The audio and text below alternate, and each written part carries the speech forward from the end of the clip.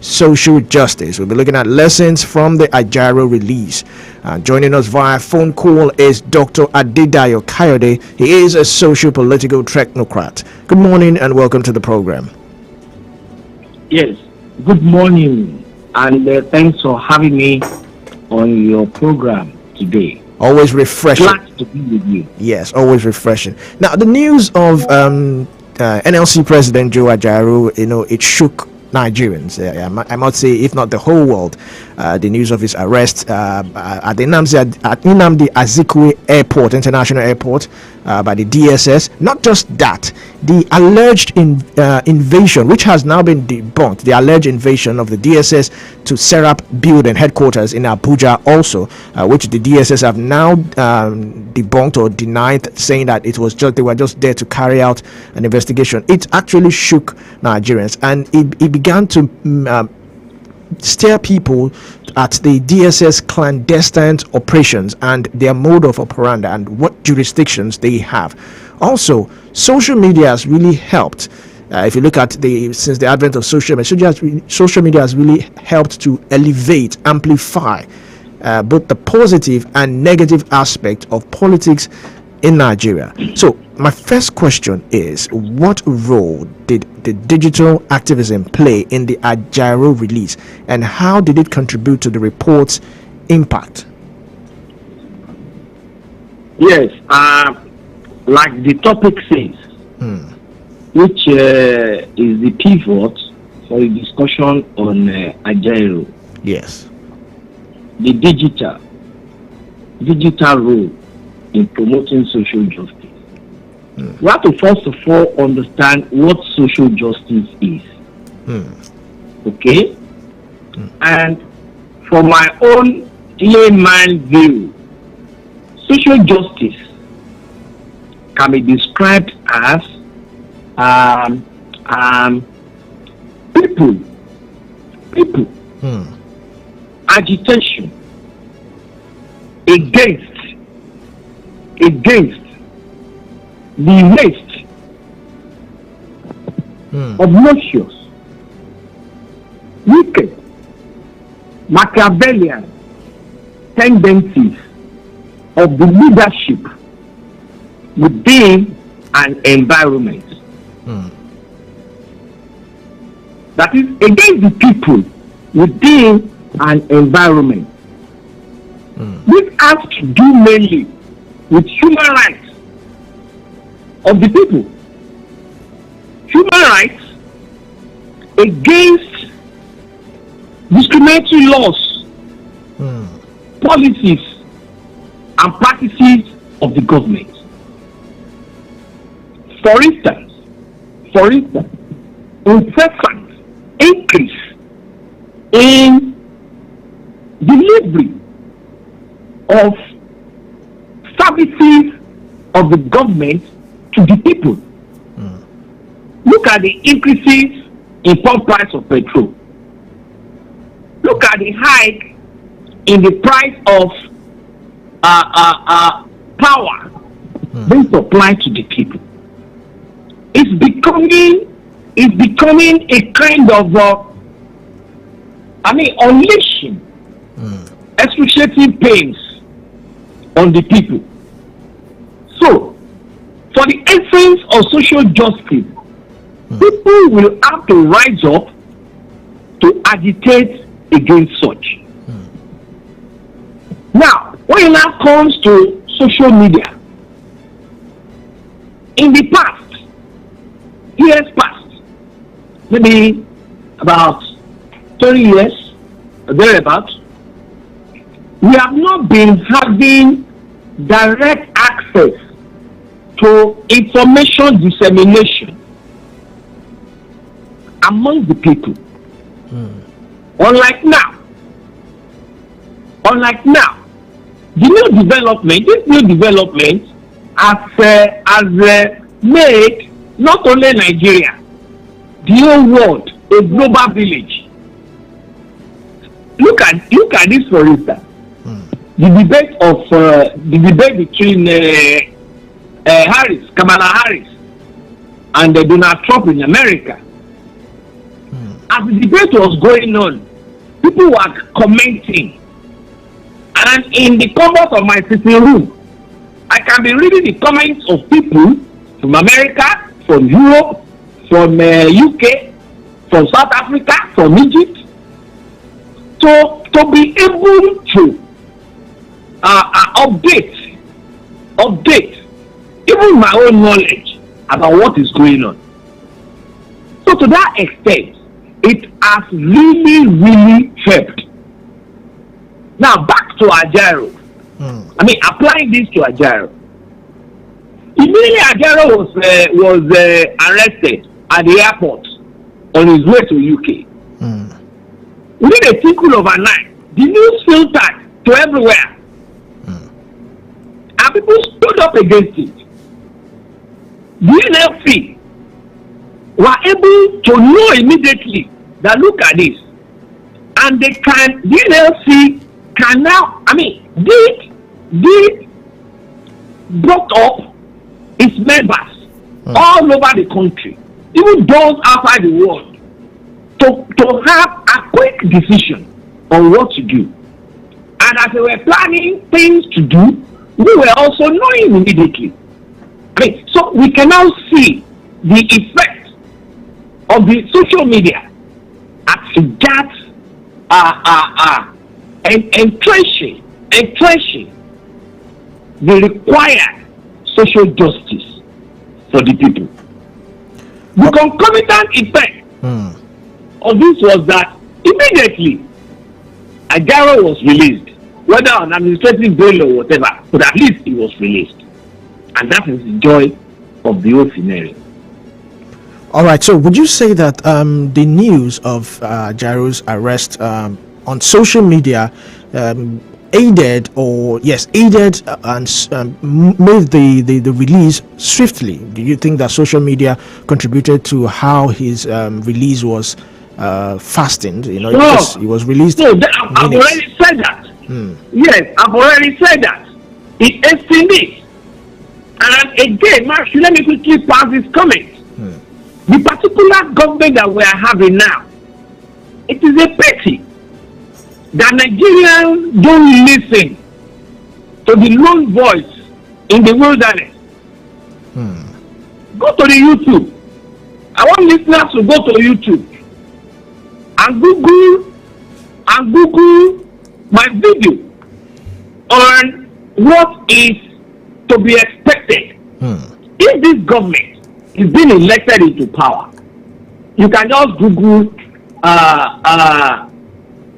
my plea to Nigerians on 2023 election by Dr. Dayo Bayodi.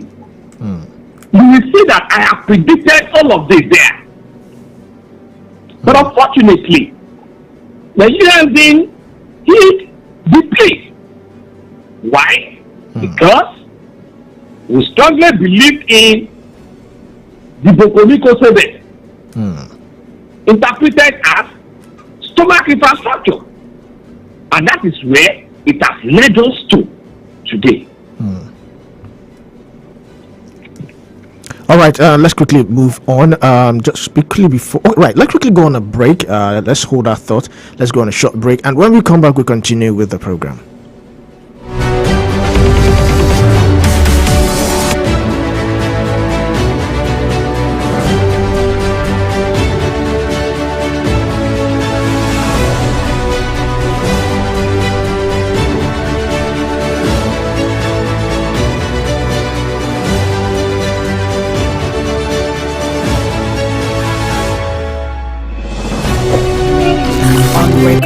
Every word matters.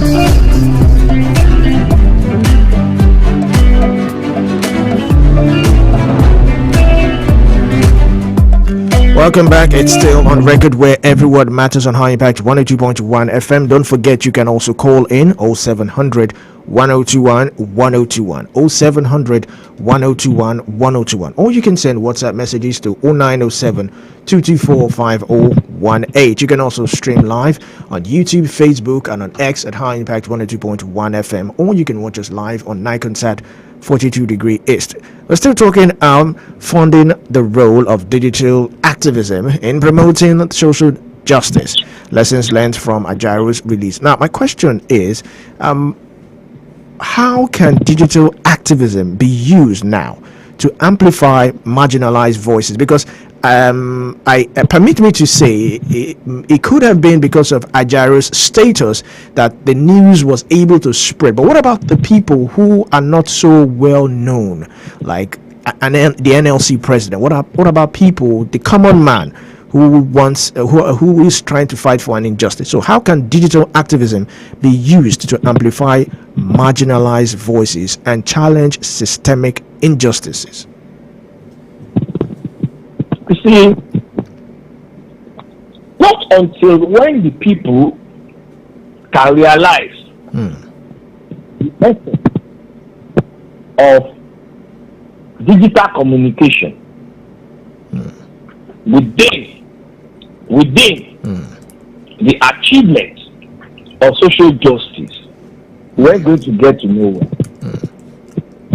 Most people have not been using their phones as regards understanding the circumstances within their environment. And to that extent, it makes it somehow difficult for any form of injustice, especially to the downtrodden, to be immediately amplified. The lesson that we can take away from the Ajairu situation is that people should now ensure that they learn how to use their phones effectively away from mundane things. Go and check the statistics on the viewers to environmental circumstances, to the viewers of some mundane things.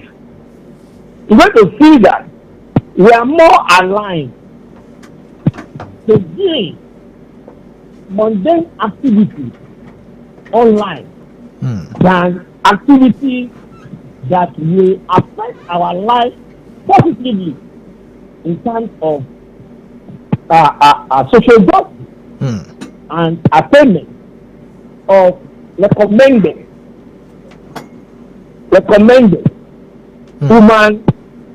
human rights. Okay, so my advice on this is people should learn on how to hunt for news, hunt for information as regards to whatever is happening in the environment. Okay. If you are being visible on the social media, there is no way you will be harassed and your followers will not know.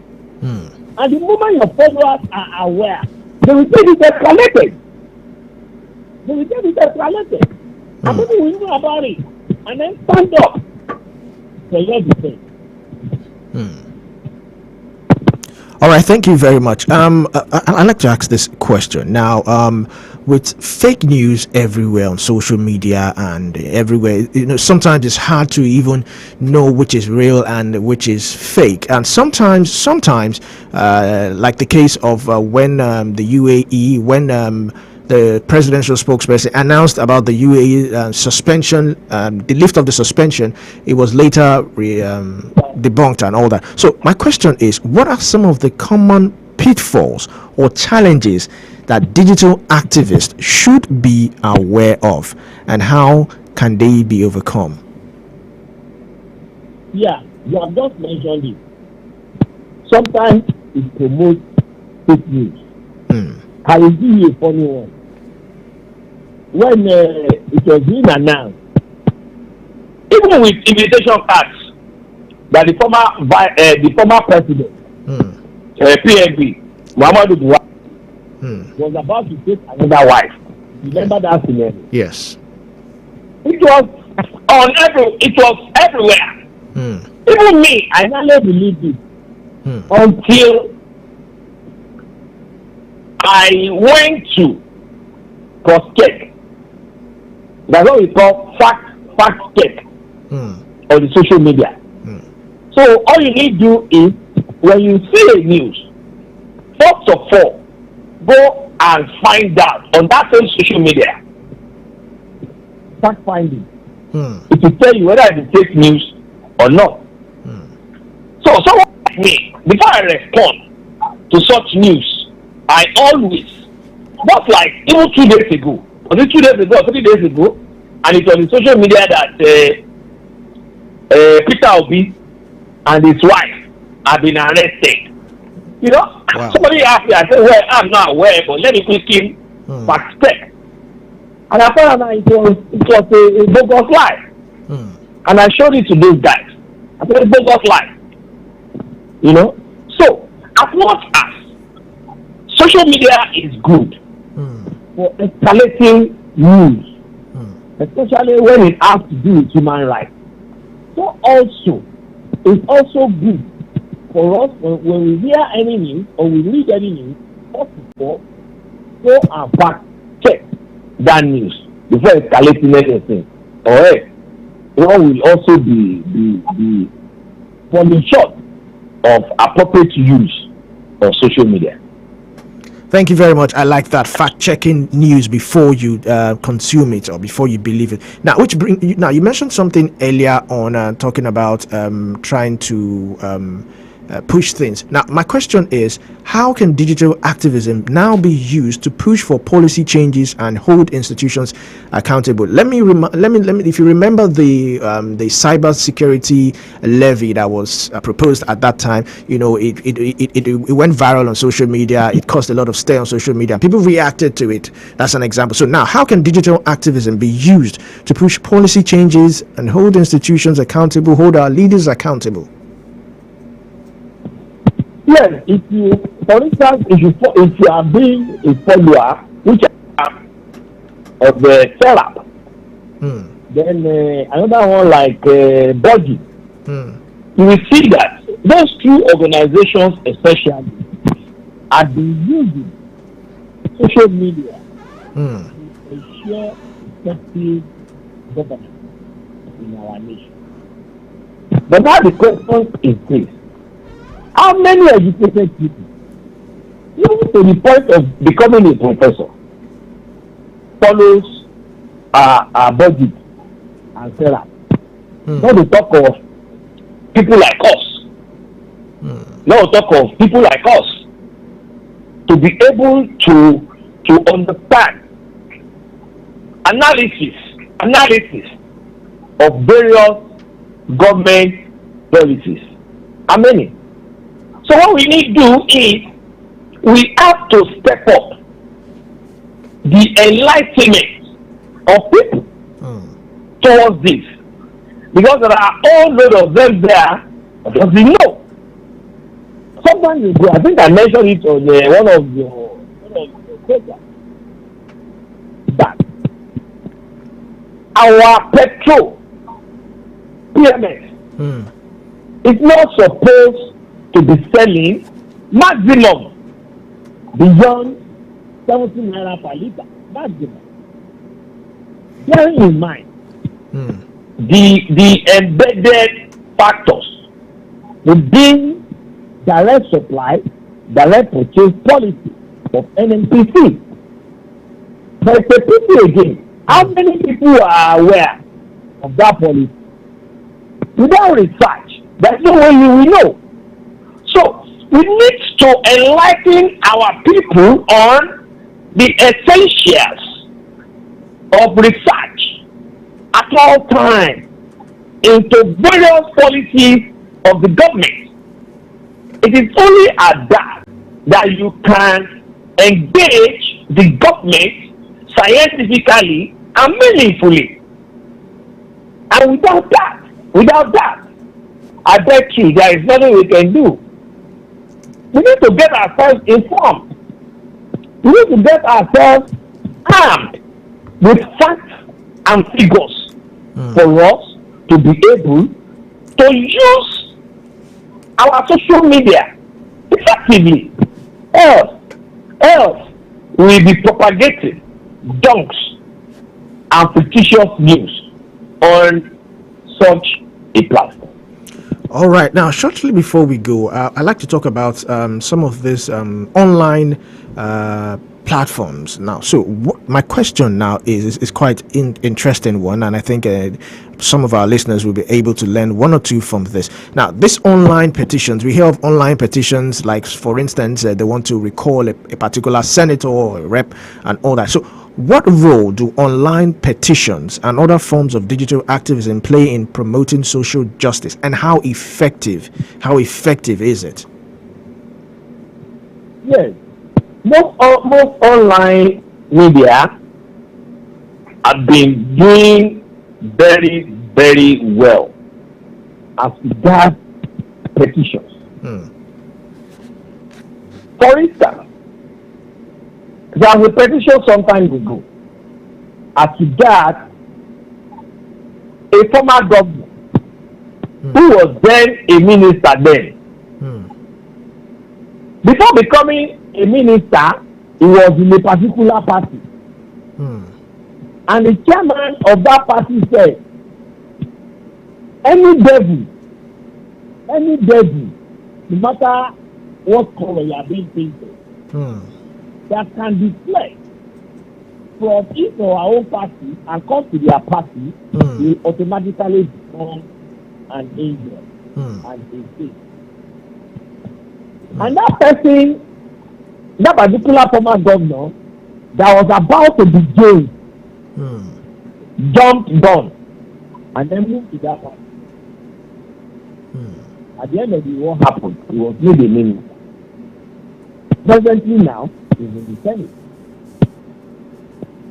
Alright? There was a petition against him on the social media. But unfortunately, because people don't like attending to such issues, they will say, it's going to waste their data. But when they are using their data or modern things, they don't look at that. Forgetting that all these people that are promoting good governance through social media are also using their data to do that. And if eventually good governance is being achieved, are they going to enjoy it alone? No. Everybody will partake. So we still need a lot of enlightenment, which I often do. I do it, but I need a lot of enlightenment for the people, so that they will know what the ingredients, the things, online social media, as well as aspects to which online media can bring good governance and the expected dividend of democracy. All right, thank you very much. I think this is a safe place to land. Much appreciation, Dr. Adedayo Kayode, for your powerful and insightful thought. It's always refreshing to have you on the show. Thank you very much.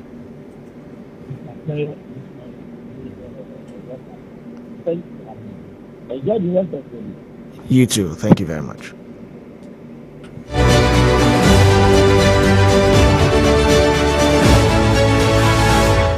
We have been discussing the role of digital activism in promoting social justice, lessons from the Ajalo release with Dr. Adedayo Kayode. He is a social political technocrat. And this is where we'll round off the program on record, where every word matters on High Impact 102.1 FM. Thanks for tuning in. Keep listening to High Impact 102.1 FM.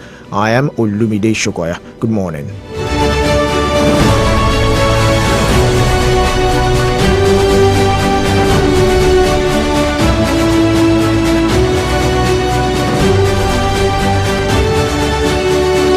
On record. Every word matters. Put a touch of class and finesse on your brand by advertising with us at High Impact 1021 FM. For more information, call 0706 393 5694, 0915 958 1881, or 0902 745 3931. Follow us on our social media platforms at High Impact 1021 FM. Our deals are hotter than the weather itself. Our deals are hotter than the weather itself.